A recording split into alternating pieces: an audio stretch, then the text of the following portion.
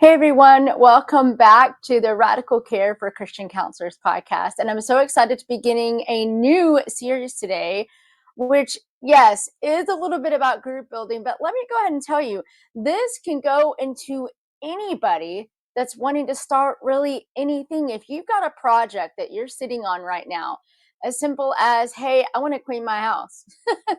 To as complicated as, hey, I'm getting ready to start my own business, or I'm putting my counseling practice out there for the first time, or I'm starting my first group coaching program. Whatever that looks like, these steps can be applied to so many things. Now, we are going to talk specifically during this series for those that want to start groups, keeping in mind this can be as simple as a classroom group to a coaching group to something more complicated as a counseling group, or even in-depth groups like confessional community groups or tip community groups like we have here at Step Out and Thrive. So I just want you to enter in, because a lot of things on this podcast, yes, they are specifically for Christian counselors, mental health professionals, pastoral care leaders, yes.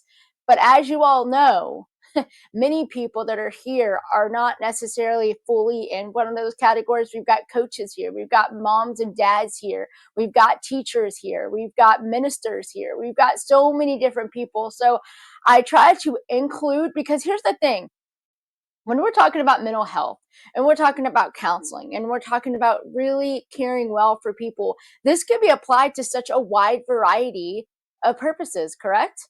Yes. If we're going to really care well for people, we should be able to do that whether we're a teacher, whether we're a pastor, whether we're a counselor, whether we're a janitor. Whatever role you are, you should have the capacity to care well for people, if not only the people that you're working with, people that you do life with on a day-to-day basis.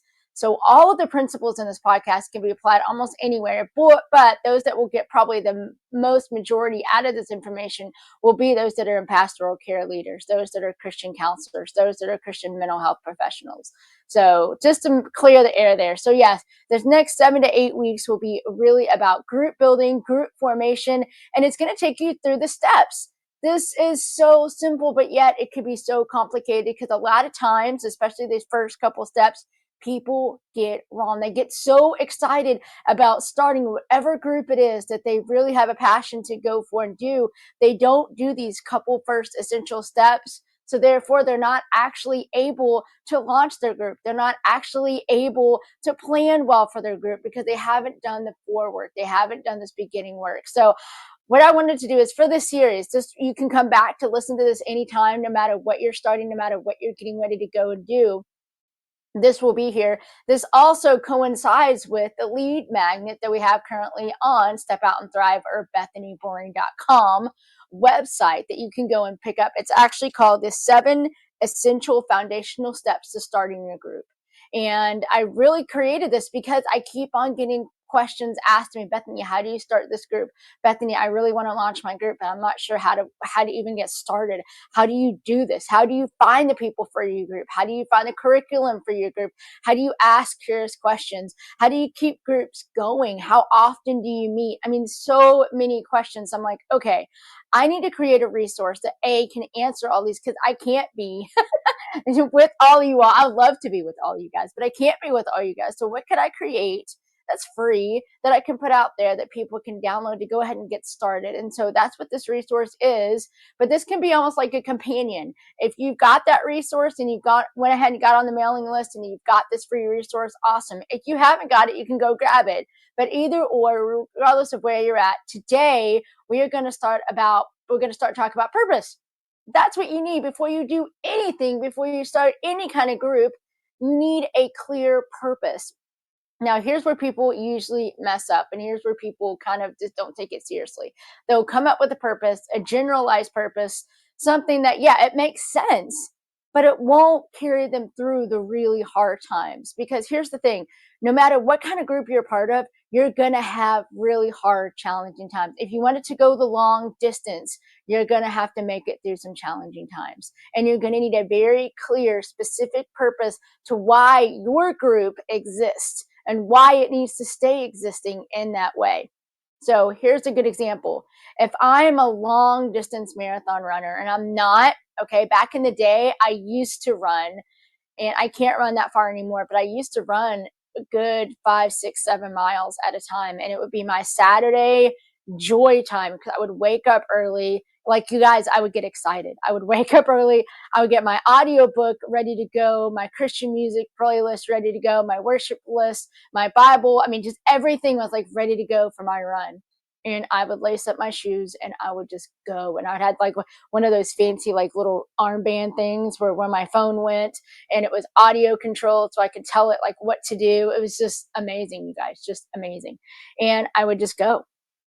And I remember because I would start at the very beginning of this, I did the couch to 5K. I don't know if you've done this, but it's a program that gets you from literally the couch to running 5K, which is a 5K, 3 miles. And so I started out with that app. And I remember there's this tree that's, goodness, it's maybe a fourth of a mile tops away from my house. And when I first started this whole couch to 5K thing, I barely made it to that tree. And I remember the second I made it to that tree, it just started pouring down. I'm like, I'm done. This is stupid. I don't even know why I'm doing this. And I went back to the house. And then something inside me kept saying, no, you're not going to give up that easily. You are going to keep on going. You are going to run. You are going to make this a habit. You can do this, but you can't run 7 miles. I didn't even have that in my mind. I just wanted to run to the stop sign and back, which that is a mile. And I couldn't do that. For some reason, I thought I could do that from the get-go, but I couldn't do that. But eventually I kept going and I kept motivating and I kept on getting up. And sometimes it was the audiobook that I was reading that I was really excited to hear. Other times it was like looking down at my legs and I realized, whoa, that is muscle. That is so cool. I remember doing that for the first time. And I even went up to my kids. I'm like, look, I have muscles on my legs. I didn't know those existed. How cool is that? And I was so excited because I saw the benefits and I saw why I was doing this. And so my why huge had to do with health benefits. I wanted to be healthy. I wanted to be able to sit down and play with my kids and yet get up and run and play with my kids. I wanted that capacity to be able to do that. But also, secondly, the reason I ran is because I needed that time for myself. I was pouring out to so many other people. This is back when my kids were younger. I had no alone time, none, no alone time.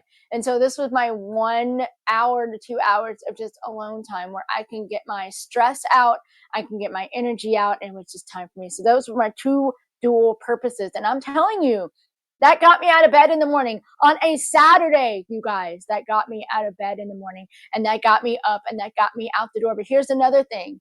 Here's also where it helped me. During those times where I wanted to quit and I was running and I was just my body was tired, my arms were tired, my legs were tired, I was sweating, I was trying to get my heartbeat back to normal. I was tired, I was exhausted. Those times where I felt like, you know what, I'm done. This is as far as I can go today. I'm done. The reason I kept on going is because I would think about, wow, the times that I got to play with my kids and shoot baskets with them or go to our trampoline park and actually like go on the trampolines with them because I was physically fit enough to be able to do that. Or I was reminded that I was able to have this time and I knew what I was going to come back to that day where I would either have to take the kids somewhere or do something. And I needed that capacity. I needed this time now in order to be fully present later. That kept me going on. That mentality, that mindset kept me going on past those times where everything wanted me to stop. No matter what kind of group you try to put together, it's not about you. It's not about you. It's not about how much power, how much endurance, how much tenacity you can put into the group. Yes, you may be the leader, the facilitator. That's awesome. But here's the thing. A group is made up of more than just you. A group is made up more than just you. You are one of the many that is in your group. And how you decide to show up for that purpose, to unite the group together around that common purpose, that will get you through those times when you have group members leave. There's times when you have group members that are questioning, why are we doing what we're doing? There's times when the group members are going through really hard, challenging circumstances. There's times when there's disagreements amongst the group. Those times when you yourself as a facilitator want to give up. Those times when you only have maybe one person show up to a meeting. That purpose, that drive, not only connects your group during those hard times, but it helps you get the mindset and make that mindset into the minds of the other group members, into the hearts of the other group members. But not only that, it goes beyond all that. It becomes something that you can give to God and go, okay, God, I can't do this. This purpose is so, like, I can't make myself physically healthy. Like, I can put in the work, but you know what, God, you are the one that does the chemistry that makes all this work. You know this more than I do. You know more about my body than I do. Same thing with these groups. God, you know more about this group than I do. You know that this purpose means so much to us, but you are the source, not me. You are the source of energy in this group, not me. So I need you to take that over. So when you really get that clearly defined purpose, it not only unites your group, but it also helps your group get through some really hard, challenging times.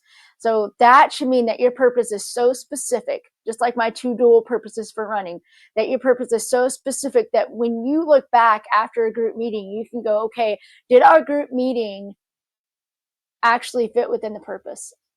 And if not, you don't do it. This isn't a maybe. No, this is you don't do it. It needs to fit within the purpose of your group.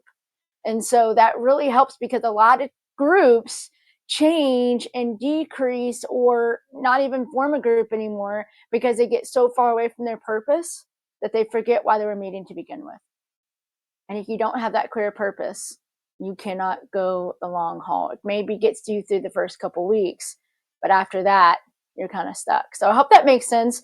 This goes to any project that you put, any kind of long project that you put out there, whether it's, getting money for a car or taking care of a car or house projects or classroom ideas or church ministry events. Regardless of what it is, they all have to have clearly defined purpose. So do you have a purpose right now for this group that you want to start that you can measure up against, that you can say, are these meetings meeting that purpose? And if it is, how do I know?